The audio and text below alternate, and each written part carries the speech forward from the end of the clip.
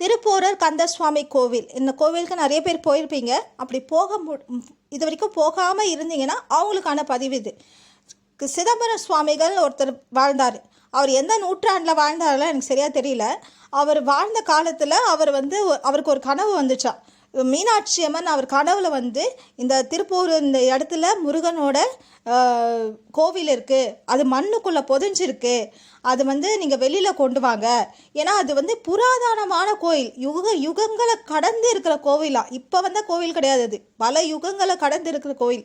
அது வெளியில் கொண்டு வாங்க அப்படின்னு அவங்க கனவுல சொல்லியிருக்காங்க மீனாட்சி அம்மன். உடனே அவர் மறுநாள் காலையில் போயிட்டு அங்கே மக்கள்லாம் கூப்பிட்டு சொல்லியிருக்காரு, இங்கே முருகர் கோயில் இருக்குது, நம்ம வெளியே கொண்டு வரணும் அப்படின்னு சொல்லிட்டு அங்கே எல்லாரும் தோண்டி பார்க்கும்போது கோவில் இருந்துச்சா. அதை வெளியில் கொண்டு முருகரை பிரதிஷ்டை பண்ணி அவங்க எல்லாரும் வழிபாட ஆரம்பித்தாங்களாம்.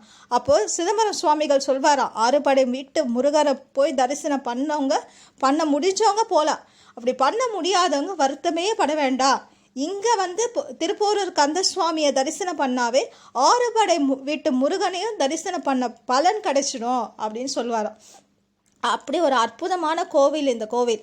அது மட்டும் இல்லை, இன்னொரு தகவலும் இருக்குது. அது என்னென்னா, ஒரு 18வது நூற்றாண்டில் ஒரு முதியவர் ஒருத்தர் வாழ்ந்தாரா. ரொம்ப தீவிரமான முருகர் பக்தர். அவர் டெய்லி அந்த திருப்பூரூர் கந்தசுவாமி கோயிலுக்கு போய் முருகரை தரிசனம் பண்ணுவார். ரொம்ப வயசாயிடுச்சு, போக முடியல. அப்போ ரொம்ப முருகர்கிட்ட சொல்லி அழுதாரா, என்னால் இனிமேல் வர முடியாதே முருகா அப்படின்னு சொல்லிட்டு அழுதாரா.